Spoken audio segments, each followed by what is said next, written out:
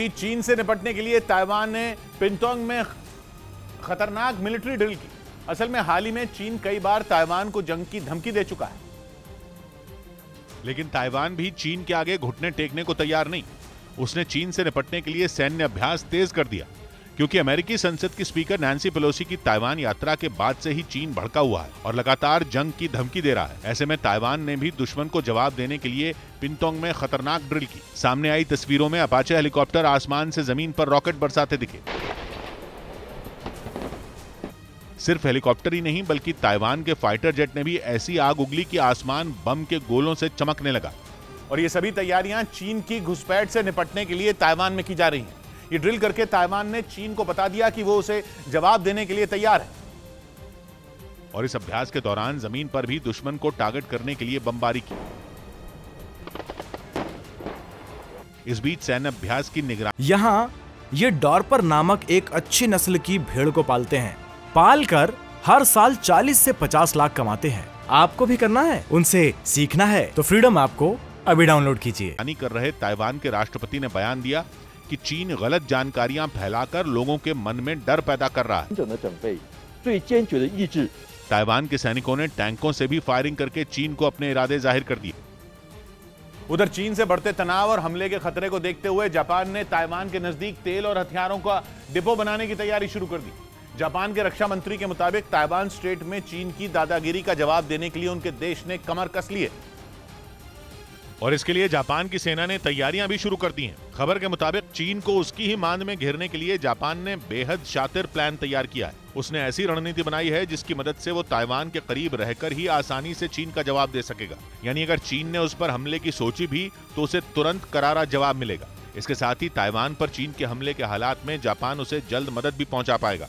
असल में जापान ने ताइवान के नजदीक ही द्वीपों के एक समूह पर तेल और हथियारों का बड़ा गोदाम बनाने का ऐलान किया है। जापान के रक्षा मंत्री के मुताबिक उनका देश चीन की चुनौती से निपटने के लिए पूरी ताकत से जुटा है और यही वजह है कि जापान ने अपने हथियारों के जखीरे को भी बढ़ाना शुरू कर दिया है।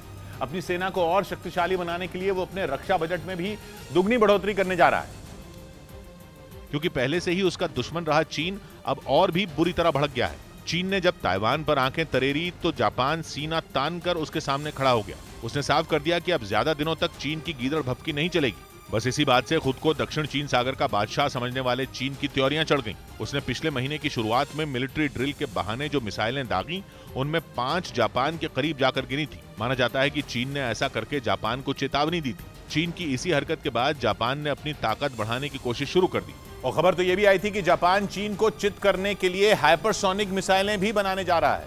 इसके साथ ही वो ऐसे ड्रोन बनाने में भी जुटा है जिससे चीन के जंगी जहाजों पर नजर रखी जा सके, क्योंकि चीन कई बार जापान को डराने के लिए उसकी समुद्री सीमा में अपने युद्धपोत भेज चुका है।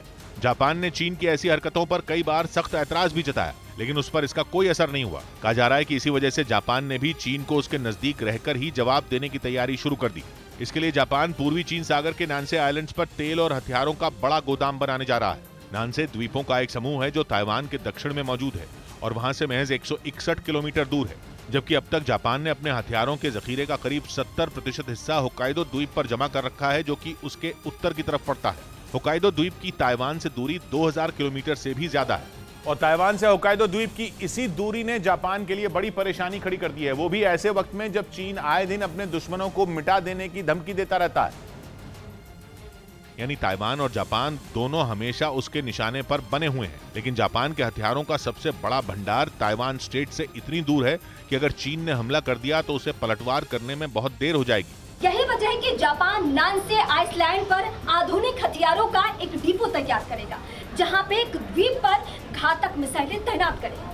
इसके साथ ही जापान वहां बड़ी मात्रा में तेल जमा करके भी रखेगा। जापान ने दावा किया कि उसके पास रिजर्व में इतना तेल है जिसका 5 महीने तक इस्तेमाल किया जा सकता है, लेकिन अगर उसकी सेना को ताइवान स्ट्रेट में जाकर लड़ना पड़ा तो ये तेल भंडार उसके लिए नाकाफी साबित होगा।